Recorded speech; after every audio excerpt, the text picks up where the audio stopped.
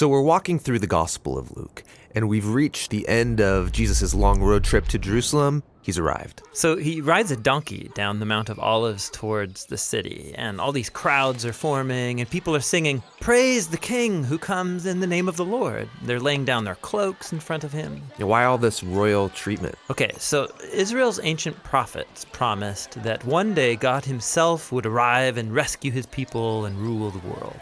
Other times, the prophet spoke about a coming king who would ride into Jerusalem to bring justice and peace. So Jesus is activating all these hopes that he's that king, and everyone's ecstatic. Well, not everybody. The religious leaders, they think Jesus is a threat to their power, and so they're not happy. But even more striking, Jesus himself is distraught. He's actually weeping as he rides. Yeah, why? Well, Jesus can see what is coming. He knows that he won't be accepted as Israel's king, and he knows that Israel will keep going down a destructive path, neglecting the poor, stirring up rebellion against their Roman oppressors, and he knows that it will lead to death. It breaks his heart. And it riles him up. The first thing he does in Jerusalem is march into the temple courts, and he drives out the money changers, disrupting the entire sacrificial system. Yeah, he's staging a prophetic protest, and he stands in the center of the courtyard, shouting out words from Israel's ancient prophets. This is supposed to be a place of worship, but you've made it a den of rebels. A den of rebels? Yeah, he's quoting from the prophet Jeremiah, who stood in this same spot, the center of Israel's religious and political power. And he offered the same critique of Israel's leaders, that they're rebellious and corrupt. And they get the message and start to plan to have him killed. Which is no surprise to Jesus. In fact, he planned that all of this would happen during Passover. This is the Holy Week when Jewish people celebrate their ancient story of how God liberated them from slavery and invited them into a covenant relationship. And so Jesus uses the symbols of Passover to reveal the meaning of his coming death. The broken bread was his broken body, and the wine was his blood that would establish a new covenant relationship between God and Israel. Jesus was going to die for his people and open up a new way forward. After the meal, Jesus takes his disciples to a garden to pray. And he struggles with the very human desire to save his life instead of sacrificing it, but he overcomes this temptation. And it's here where the religious leaders, with the temple guards, find him and arrest him. Now, Jerusalem was being ruled by the Roman Empire, and so the temple leaders couldn't execute Jesus without permission from their Roman governor, a man named Pontius Pilate. And so they make up this charge that Jesus is a rebel king stirring up revolution against the Roman emperor. Pilate asks Jesus, "Are you the king of the Jews?" And Jesus answers, "You say so." So Pilate can see that Jesus is an innocent man and he doesn't deserve death. But the leaders keep insisting that he is dangerous, so they negotiate a compromise. Pilate will release an actual rebel against Rome, a man named Barabbas, instead of Jesus. And so the innocent is handed over in the place of the guilty.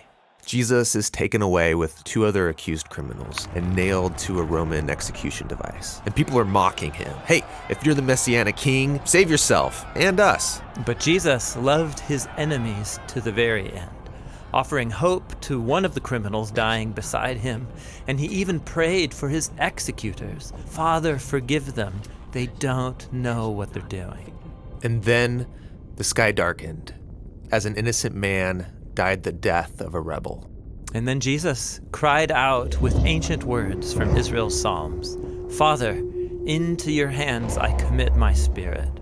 And then Jesus died, innocent and alone.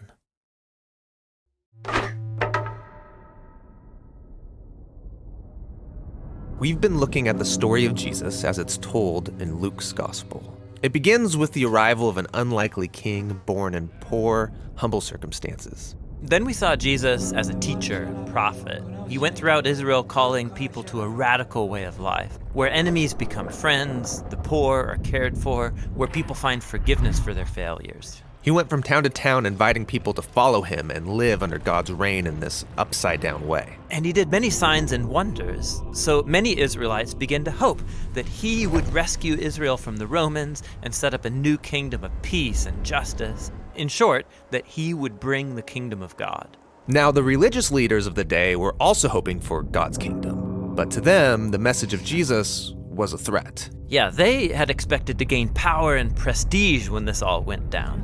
But Jesus said God's kingdom belongs to the poor, to the outsider, and that real power is serving others in love. This conflict intensified when Jesus, while in Jerusalem, disrupted the temple sacrifices and called Israel's leaders a gang of rebels. So they arrested Jesus, and they had him accused before the Roman authorities of being a rebel king. He was handed over for execution, even though he was innocent. Then he was taken outside the city and put to death on false charges. This brings us to the final section of the Gospel of Luke. There was a religious leader named Joseph who opposed Jesus' execution and then requested to be given his body so he could bury Jesus in a nearby tomb. And then a couple of days later, some women who had followed Jesus came to visit that tomb, and they found it open and empty, and they encountered these mysterious figures telling them Jesus was alive from the dead. So they run away terrified. Nobody believes their report. I mean, he can't be alive. They all saw him die. Now, just outside of Jerusalem, a pair of Jesus' followers were leaving the city, traveling on a road to a town called Emmaus, and they were sad and confused about everything that had happened. Then Jesus shows up, walking alongside them, but they don't know it's him. Yeah, that's weird. Why couldn't they recognize him? Yeah, it's an odd but really significant image for Luke. They're blind to Jesus for some reason, so Jesus asks them, "What are you guys talking about?" And they begin to tell him about Jesus, a powerful prophet who they expected would rescue Israel, but was instead executed. Some women say he's alive, which is crazy. It's all too much. We're going home. So Jesus tries to explain that this is what the Jewish scriptures had been pointing to all along, that Israel needed a king who would suffer and die as a rebel on behalf of those who actually are rebels. And then he would be vindicated by his resurrection so he could give true life to those who would receive it. But it's still not making sense. They're as confused as ever. Which leads to the scene where they sit down for a meal with Jesus. He takes the bread, he blesses it, breaks it, and gives it to them, just as he did at the Last Supper. Yeah, this is the image of his broken body, his death on the cross. And it's when they take in the broken bread, that's when their eyes are open to see Jesus. Then he disappears, and the episode's over. So this is a story about how it's hard to see Jesus for who he really is. Yes, this is brilliant. I mean, how could God's royal power and love be revealed through this man's shameful execution? How could a humble man become the king of the world through weakness and self-sacrifice? It's very hard to see.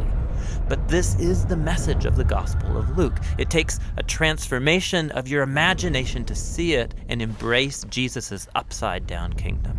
The Gospel of Luke ends with Jesus and all of his disciples together over another meal, and everyone's freaking out about his resurrected body. I mean, he's still a human, but way more. Yes, he's passed through death and come out the other side, a walking, talking piece of new creation.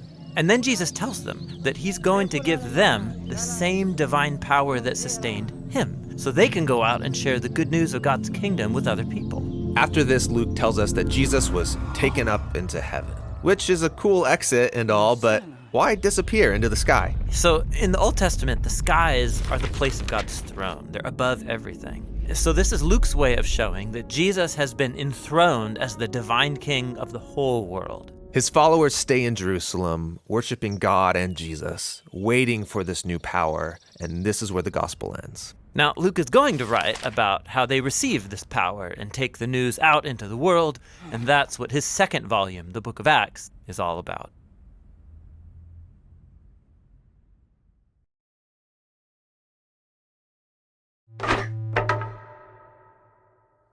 We've been exploring the Book of Acts, which was written by a man named Luke as a continuation of the Gospel of Luke.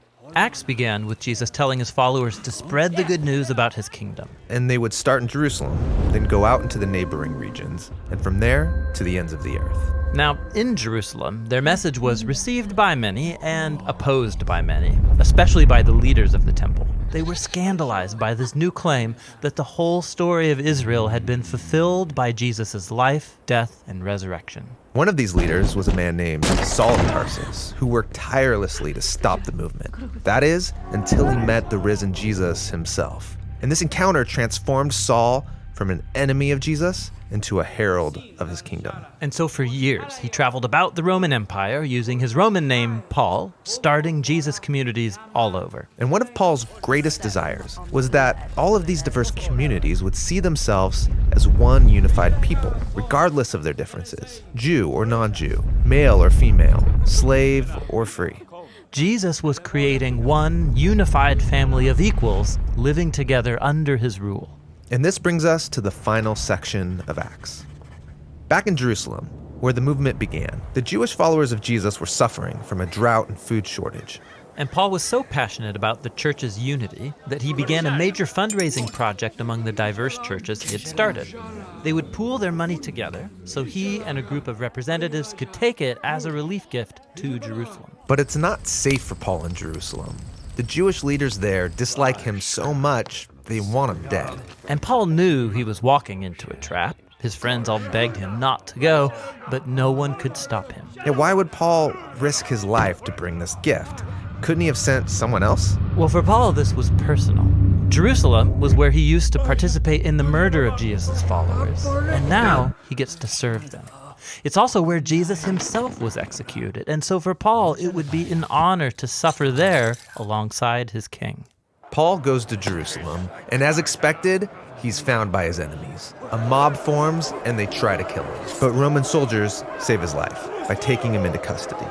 The Jewish leaders are accusing Paul of starting a revolt against Rome, but they can't prove it. And the Romans don't know what to do with him.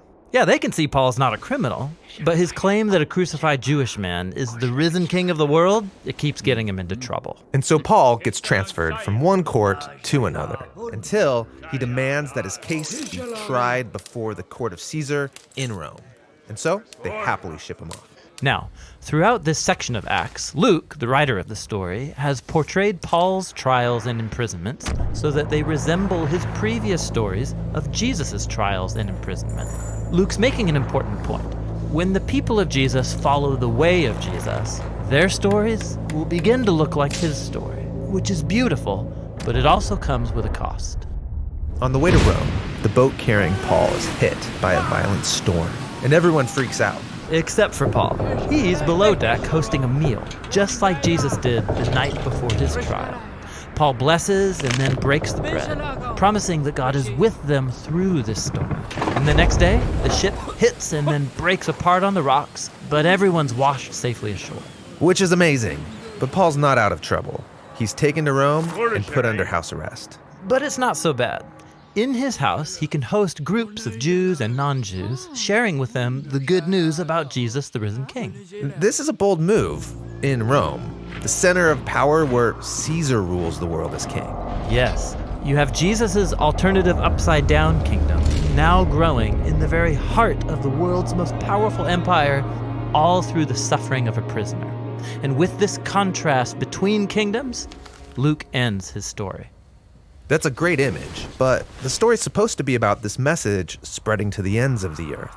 So shouldn't it continue? Of course, Luke has left the story open-ended on purpose, so that his readers would know that the story isn't over, and that they can participate in Jesus' kingdom that is still spreading to this day.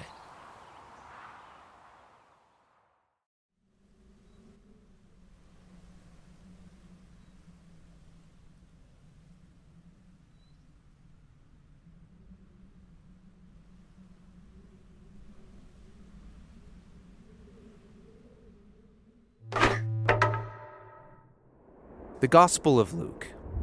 Luke investigated many of the earliest eyewitnesses of the life of Jesus and then composed this account. And the story begins up in the hills of Jerusalem, the place where Israel's ancient prophets said that God himself would come one day to establish his kingdom over all the earth.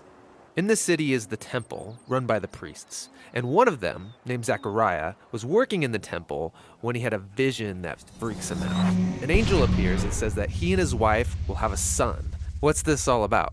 Well, Zechariah and his wife, we're told, are very old. They've never been able to have children. And Luke's setting up a parallel here with Abraham and Sarah, the great ancestors of Israel, because they too were very old and could never have kids. Yet God gave them a son, Isaac, which is how the whole story of Israel began. And so Luke's implying here that God's about to do something that's significant for this people once again. The angel tells Zechariah to name the son John. And then he says that this son's going to fulfill a promise of Israel's ancient prophets, that somebody would come one day to prepare Israel to meet their God when he arrived to rule in Jerusalem. Because right now, Jerusalem is ruled by the Romans. Yeah, specifically, it's governed by a man named Herod, who's a puppet king under the Roman Empire. And so the Jewish people wanted nothing more than to be free and govern themselves in their own land. So this is shocking news. Everything's going to change. God's on his way. But how is he going to arrive? Well, to find out, Luke takes us out of Jerusalem and then up into a small town in the hills of an out-of-the-way region called Galilee. And there we find a young woman named Maryam, or we call her Mary. She was engaged to be married. And then an angel appears to Mary, saying that she's going to have a son. She's supposed to name him Jesus, which in Hebrew means the Lord saves. And he will be a king like David, who will rule over God's people forever. And then Mary asks, okay, well, how is this possible? Because I'm a virgin. And she's told that the same Holy Spirit that brought life and light out of darkness in Genesis chapter 1 is going to generate life inside her womb. God is about to bind himself to humanity through the conception and the birth of the Messiah. And so Mary goes from some backwoods no-name girl to the future mother of the king? Exactly. In fact, she sings a song about how this reversal of her own social status points to a greater upheaval to come. Through her son, God's going to bring down rulers from their thrones and exalt the poor and the humble. He's going to turn the whole world order upside down. So when Mary was really pregnant, she and her fiance Joseph had to go down to Bethlehem. Yeah, there was a decree across the Roman Empire about new taxes, and so everybody had to go get registered in the town of their family line. There were so many visitors in Bethlehem, they can't find a guest room. And so the only place they can find is a spot where animals sleep. Now nearby were some shepherds with their flocks, and an angel appears, which of course freaks them out. But they're told to celebrate, because tonight in Bethlehem, a Savior has been born. Yeah, they're told to go and find this baby, and they'll know that it's the Messiah because he's going to be wrapped up and laying in a grimy feeding trough. Yeah, which is pretty gross. Totally. And then these shepherds, who aren't very clean themselves, they go and find the newborn Jesus in this really dingy place, and their minds are blown. They go home wondering what on earth is about to happen. And this is all really strange. I mean, if God's really coming to save the world, this isn't how you would expect him to arrive. Born in an animal shelter to a teenage girl, celebrated by no-name shepherds. Exactly. I mean, everything is backwards in Luke's story, and that's the point. He is showing how God's kingdom was first revealed in these dirty places among the poor, because Jesus is here to bring salvation by turning our world order upside down.